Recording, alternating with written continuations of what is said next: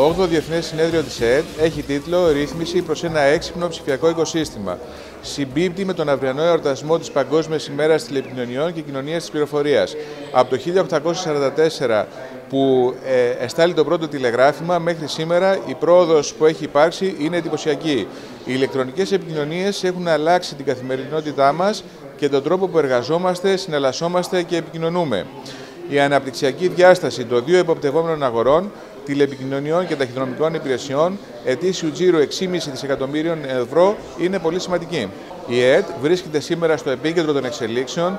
Έχουμε την Προεδρία του Σώματος Ευρωπαίων Ρυθμιστών Ηλεκτρονικών Επικοινωνιών. Παράλληλα, συμμετέχουμε στο ERGP, αντίστοιχο όργανο για τις ταχυδρομικές υπηρεσίες, συμβάλλοντας έτσι στην ανάπτυξη και των δύο αγορών προς όφελος της οικονομίας και του πολίτη. Προτεραιότητες της ΕΕΤ παραμένουν η διασφάλιση του ανταγωνισμού και η ρυθμιστική σταθερότητα, η προάσπιση των δικαιωμάτων του καταναλωτή, η αναπτυξιακή διαχείριση σπάνιων εθνικών πόρων, καθώς και η ενεργός συμβολής μας στη χάραξη της ευρωπαϊκής ρυθμιστικής στρατηγικής.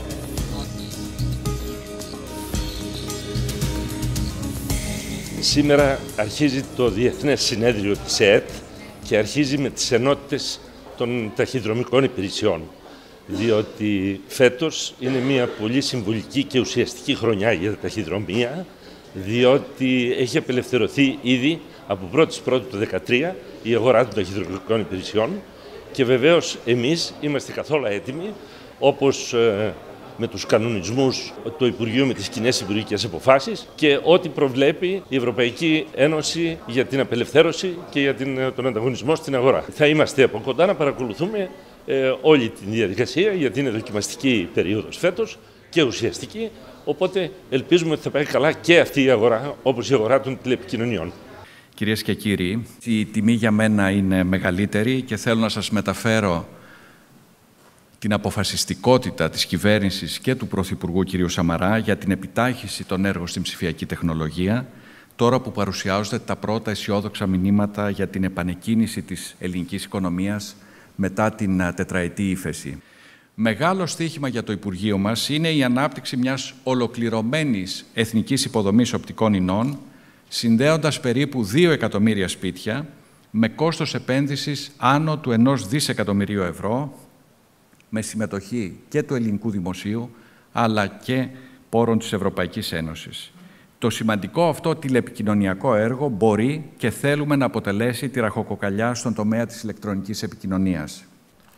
Με ιδιαίτερη χαρά σας καλωσορίζω στο 8ο Διεθνές Συνέδριο της Εθνικής Επιτροπής Τηλεπικοινωνιών και Ταχυδρομείων με θέμα «Ρύθμιση προς ένα έξυπνο ψηφιακό οικοσύστημα». Το φετινό διήμερο συνέδριό μας συμπίπτει με τον αυριανό εορτασμό της Παγκόσμιας ημέρας τηλεπικοινωνιών και κοινωνίας της πληροφορίας. Φιλοδοξία όλων μας είναι το συνέδριο αυτό να αποτελέσει την αφορμή για γόνιμο διάλογο και προβληματισμό μεταξύ των παραγόντων της αγοράς και της πολιτείας, αλλά και ημών των ρυθμιστών προς εξέβρεση, όπως προείπα, των κατάλληλων λύσεων που θα μας οδηγήσουν σε ένα ανοιχτό, δημιουργικό και οικονομικά βιώσιμο ψηφιακό οικοσύστημα. Η συμβολή των διακεκριμένων ομιλητών μας από την Ελλάδα και το εξωτερικό, αλλά κυρίως οι δικές σας απόψεις, προβληματισμοί και ερωτήσεις, είμαι βέβαιος ότι θα συμβάλλουν καθοριστικά προς αυτή την κατεύθυνση.